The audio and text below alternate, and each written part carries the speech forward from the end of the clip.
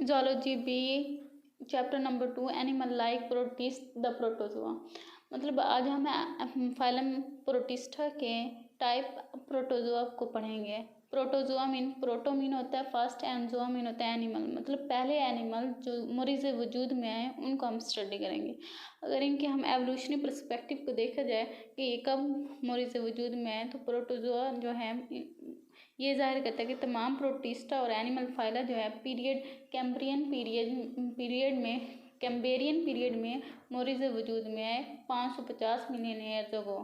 मतलब इनके जो बदकिस्मती से इनके जो फॉसिल्स रिकॉर्ड हैं वो मौजूद नहीं है, इतनी ज़्यादा तादाद में नहीं है, मगर साइंसदान इनके मौजूदा जो लिविंग स्पीशीज़ हैं उनसे इनके जो लिविंग स्पीशीज़ हैं उनके फॉसिल रिकॉर्ड को देखते हैं, उनकी स्ट्रक्चर और फंक्शन को देख के बताते हैं कि ये कब पाए गए।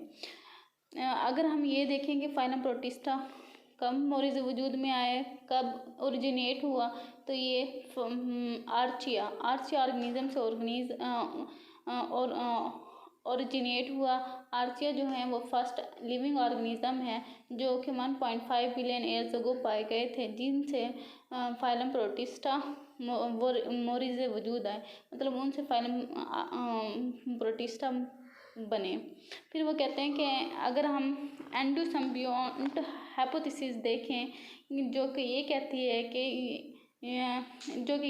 है कि हमें बताती है कि जो सिम्बियोंट ओरिजिन है, मतलब इनके ओरिजिन ऑफ माइटोकॉन्ड्रिया की ऑर्गेनेलीज है माइटोकॉन्ड्रिया और क्लोरोप्लास्ट के यूकैरियोटिक सेल में, वो सिम्बियोटिक रिलेशनशिप के तहत मोरिज़ वजूद में आती है सिंगल सेल ऑर्गेनिज्म में, और इससे ओरिजिनेट होते हैं।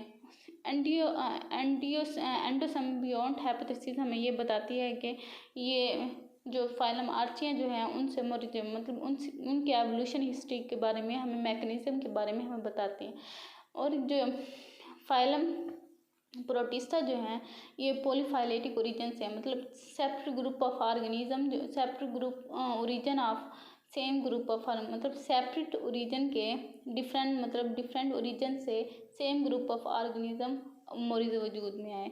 मतलब 7 से 45 किस्म के फाइला पाए जाते हैं प्रोटिस्टा के, उनमें से जो डिफरेंट ऑर्गेनिज्म जो हैं वो मोरिज़ वजूद में आए, जिसमें प्लांट लाइक जो प्रोटिस्टा जो है एल्गी फॉर एग्जांपल, और एनिमल लाइक प्रोटिस्टा जो हैं प्रोटोजोअन है।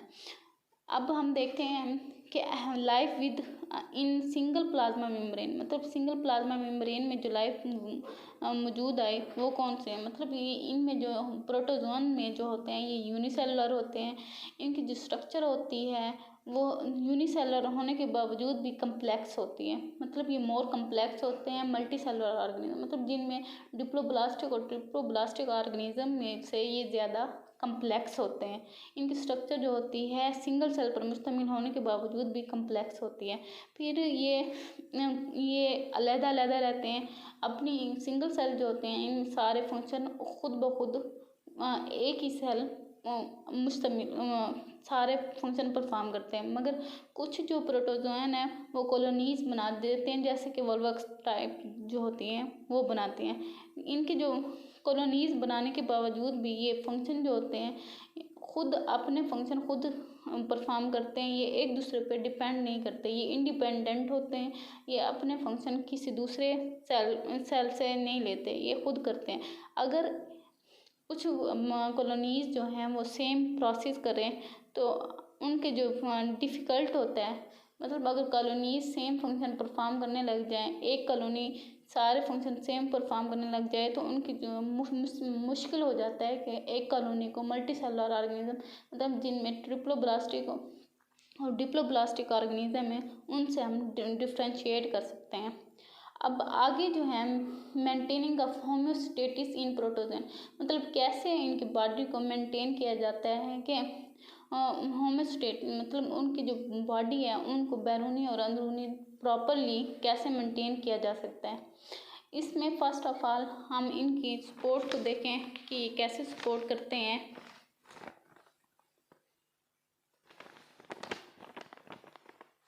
इनमें प्लाज्मा मेम्ब्रेन मौजूद होते हैं। प्लाज्मा मेम्ब्रेन जो होती है वो आउटर कवरिंग होती है, सबसे बैरूनी जो कवरिंग होती है वो प्लाज्मा मेम्ब्रेन होती है। प्लाज्मा मेम्ब्रेन के बाद जो होता है वो पेलिकल, मतलब प्लाज्मा मेम्ब्रेन के बाद रिजिड स्ट्रक्चर जो होती है वो पेलिकल होती है। ये पेलिकल जो होती है ये सख्त स्ट्रक्चर होती है। ये प्लाज्मा पेलिकल जो है रिजिड स्ट्रक्चर होती है। ये प्लाज्मा मेम्ब्रेन के बाद जो स्ट्रक्चर पाई जाती है वो पेलिकल होती है। पेलिकल जो होती है ये सख्त होती है। ये बॉडी की मतलब प्रोटोजोन की जो बॉडी शेप होती है उनको मेंटेन करते हैं। सारी बॉडी जो होती है एक प्रोटोजोन की प्रॉपरली जो एंगेज होते हैं बनती है, उसको ये सारा कुछ मेंटेन पेलिकल करते हैं। और ये मगर ये सख्त भी होती है, फ्लेक्सिबल भी होती है। मतलब एक टाइम पे ये फ्लेक्सिबल भी होती है और साथ ही रिजिड स्ट्रक्चर होती है। उसके बाद जो होता है साइटोप्लाज्म, मतलब इन जो प्रोटोजोन में टू टाइप ऑफ मतलब डिफ्रेंशिएट कर सकते हैं कि साइटोप्लाज्म को। इनमें एक्टोप्लाज्म और एंडोप्लाज्म होता है। जो एक्टोप्लाज्म होता है वो पेलिकल के बिलो पेलिकल होता है, मतलब पेलिकल के बिल्कुल नीचे जो स्ट्रक्चर पाई जाती है वो एक्टोप्लाज्म होती है। ये सख्त स्ट्रक्चर होती है, मतलब स्ट्रक्चर में ये स्ट्रक्चर में ये सख्त होती है, मगर ये इनकी जो स्ट्रक्चर होती है वो साफ़ होती है। मतलब आप देख सकते हैं उसको साफ़ सुथरी होती है। इस तरह उनमें कोई दानेदार स्ट्रक्चर नहीं होती, कोई ग्रैन्यूल्स नहीं पाए जाते, कुछ भी नहीं पाया जाता। इसलिए ये लेकिन की स्ट्रक्चर मजबूत होती है जो कि पूरी बॉडी को बनाती है। फिर है एंडोप्लाज्म। एंडोप्लाज्म जो होता है वो नाम से जाहिर होता है, वो दरमियान में पाया जाता है। ये एंडोप्लाज्म जो होते हैं ये ग्रैन्यूल्स होते हैं, ये मोर फ्लूइड होता है, मतलब जिसमें फ्लूइड टाइप जो होती स्ट्रक्चर होती है। और इसमें जो ये एक्टोप्लाज्म की तरह साफ नहीं होती, मतलब ये साफ़ सुथरी नहीं होती। ये ग्रैन्यूल्स पाए जाते हैं इसमें। फिर हम आ जाते हैं उसमें रेगुलेशन इन प्रोटोजोआ, मतलब इनमें जो maintenance of salt and water जो होते हैं, maintenance of water and salt in body is called osmo regulation in protozoa में दो टाइप्स आ जाते हैं। मतलब ऐसे प्रोटोजोआ जो मैरीन प्रोटोजोआ जो होते हैं, जो मैरीन मतलब समंदर वगैरह में पाए जाते हैं वो, और दूसरे जो होते हैं फ्रेश वाटर प्रोटोजोआ, मतलब फ्रेश वाटर बॉडी तालाब या दरिया वगैरह में पाए जाने वाले जो होते हैं वो फ्रेश वाटर प्रोटोजोआ। इन दोनों में जो होते हैं ये प्रोटोजोआ की स्ट्रक्चर भी उसमें रेगुलेशन जो होता है वो चेंज होता है। हमें नाम से जाहिर होता है उसमें रेगुलेशन इन मैरीन में जो होती है वो साल्ट कंसंट्रेशन जो होती है वो ज़्यादा होती है, इसलिए जो उनकी जो बॉडी में होती है वो उनमें भी साल्ट कंसंट्रेशन ज़्यादा होती है। तो इसलिए उनकी जो salt concentration in marine water and protozoa is same, मतलब उनमें सल्यूट कंसंट्रेशन जो होती है वो दोनों में सेम होती है। अब उसमें regulation in fresh water protozoa में अगर हम देखें तो इनमें हायर कंसंट्रेशन फ्रॉम एनवायरनमेंट, मतलब एनवायरनमेंट से ज़्यादा इनमें हायर कंसंट्रेशन होती है उसको मेंटेन। तो ये फिर ये वाले प्रोटोजोआ जो हैं ये हायर कंसंट्रेशन को मेंटेन करते हैं। ये किसके थ्रू मेंटेन करते हैं? ये कंट्रैक्टाइल वैक्यूल के ज़रिए मेंटेन करते हैं। जो कंट्रैक्टाइल वैक्यूल जो हैं ये फ्यूजन के ज़रिए बनते हैं, मतलब बॉडी में फ्यूजन के ज़रिए बनते हैं और ये परमानेंट स्ट्रक्चर होती हैं, ये जो बॉडी के साथ पाए जाते हैं।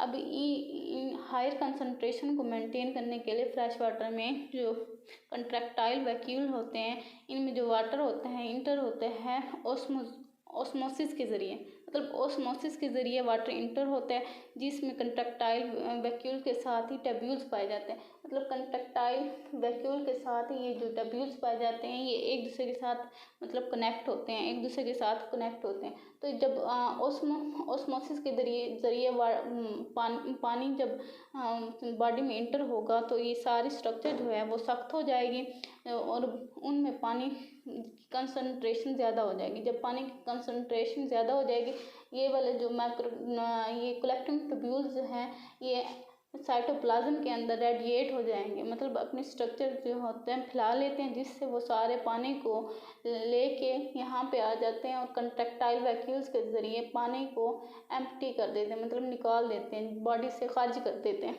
इस प्रोसेस के ज़रिए जो होता है इनमें ऑस्मो रेगुलेशन का जो प्रोसेस होता है उसको मेंटेन किया जाता है।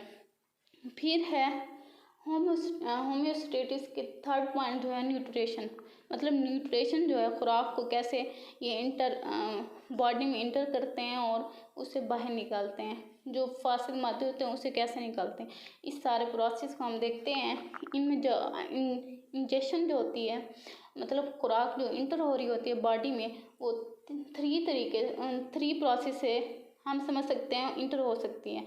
मतलब एक होता है एक्टिव ट्रांसपोर्ट, मतलब जो सारे न्यूट्रिएंट्स होते हैं वो डिज़ोल्व हो के न्यूट्रिएंट्स की शक्ल में, मतलब सारी जो फूड पार्टिकल्स आ रहे होते हैं वो न्यूट्रिएंट्स बन जाते हैं। मतलब जैसे आप ये समझ लें नाइट्रोजन या कार्बन या कार्बोहाइड्रेट स्टार्च वगैरह जो होते हैं ये ऐसे बन जाते हैं। एक्टिव ट्रांसपोर्ट मतलब उनमें एटीपी इस्तेमाल हो के जो एक्टिव ट्रांसपोर्ट के ज़रिए बॉडी में इंटर हो जाते हैं। एंडोसाइटोसिस, मतलब दूसरा जो है एंडोसाइटोसिस, मतलब फूड पार्टिकल जब जैसे ही इंटर होने लगता है यहाँ पे आप समझ लें वैक्यूल बन जाता है, जिससे बॉडी में फूड इंटर हो जाती है, फूड वैक्यूल्स के ज़रिए इंटर हो जाती है और इस तरह बॉडी में इंटर हो जाती है। थर्ड जो साइटोफेरेंक्स, मतलब माउथ लाइक स्ट्रक्चर होती है, जिसको प्रॉपरली प्रोटोजोम में एक नाम दिया गया है साइटोफेरेंक्स। जैसे हमारी बॉडी में लेरिंग्स वगैरह हैं, इसी तरह इनमें साइटोफेरेंक्स है, मतलब बॉडी में जो फूड पार्टिकल्स होते हैं वो साइटोफेरेंक्स से इंटर होते हैं और उसके बाद फूड वैक्यूल्स में आते हैं। अब डाइजेशन का जो प्रोसेस हो रहा होता है, तो उसमें सबसे पहले जो बॉडी में जो फूड पार्टिकल्स आ रहे होते हैं वो फूड वैक्यूल्स में आते हैं। फूड वैक्यूल्स में आने के बाद ये पार्टिकल जो होते हैं लाइसोसोम जो होते हैं, ये वाली जो स्ट्रक्चर है लाइसोसोम, ये इनसे एंजाइम्स रिलीज होते हैं। जब एंजाइम रिलीज होते हैं ये फूड पार्टिकल्स के साथ अटैच होते हैं और फूड पार्टिकल्स को फ्यूज़ कर देते हैं, जिससे जो बॉडी में जो फूड आ रही होती है वो फ्यूज़ हो जाती है और पूरी बॉडी में साइटोप्लाज्म के थ्रू बॉडी सप्लाई होती है। और इस तरह जो डाइजेशन का जो प्रोसेस हो रहा होता है वो कंप्लीट होता है। मतलब 3 प्रोसेस पर बॉडी फूड डाइजेशन का जो प्रोसेस होता है वो कंप्लीट होता है।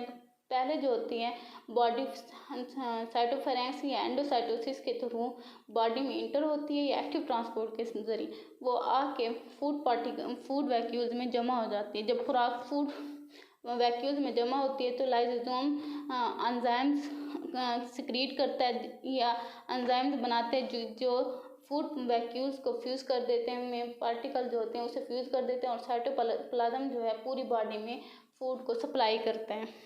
इसके बाद जो है एक्सक्रीशन, मतलब कैसे फूड पार्टिकल जब पूरी बॉडी में सप्लाई हो जाती है उसके बाद एक्सक्रीशन के जो अमल होते हैं, डाइजेशन के बाद जो एक्सक्रीशन का अमल जो हो रहा होता है वो उसके लिए एक एनस के लिए एक प्रॉपर साइटोफेज का नाम दिया गया है। मतलब एक ऑर्गन पाया जाता है साइटोफेज, उसके थ्रू जो फूड पार्टिकल जो होते हैं वो स्पेशलाइज रीजन के ज़रिए होते हुए यहाँ पे आके रिलीज़ हो जाते हैं और इस तरह एडिशन जो हो रही होती है वो कंप्लीट होती है। मतलब ये एडिशन जो हो रही होती है बॉडी में वो थ्रू साइटोफेज होती है। फिर है इसमें लास्ट जो स्टेप है एक्सक्रीशन एंड गैस एक्सचेंज, मतलब गैस एक्सचेंज के लिए जो बॉडी होती है फूड पार्टिकल्स की, आप देख लें यहाँ पे जो स्ट्रक्चर है इसमें स्पेस पाई जाती है, इनमें मोर स्पेस होती है, इसलिए इनमें हाई कंसंट्रेशन, मतलब आप देख लें बॉडी में high construction of gas exchange हो रही होती है। मतलब गैस एक्सचेंज के प्रोसेस हो रहे होते हैं। गैस एक्सचेंज में जो होती है ऑक्सीजन और एलिमिनेशन ऑफ कार्बन डाइऑक्साइड जो होती है वो अब्जॉर्प्शन ऑफ ऑक्सीजन होती है और elimination of carbon dioxide through gas exchange हो रही होती है।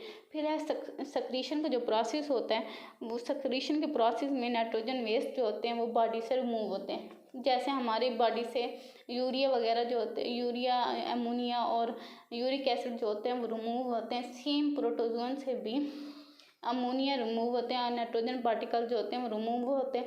इनका जो रिमूवल के लिए जो बाई प्रोडक्ट है, मतलब जैसे हमारा यूरिक एसिड है, सेम इनका अमोनिया होता है। अमोनिया में हमें पता है कि अमोनिया को खारिज करने के लिए ज़्यादा से ज़्यादा पानी चाहिए होते हैं, और ये प्रोटोजोन जो हैं ये फ्रेश वाटर, ये मैरीन में पाए जाते हैं, इसमें इसलिए इनमें ज़्यादा पानी पाए जाते हैं और एक्सक्रीशन हो जाती है।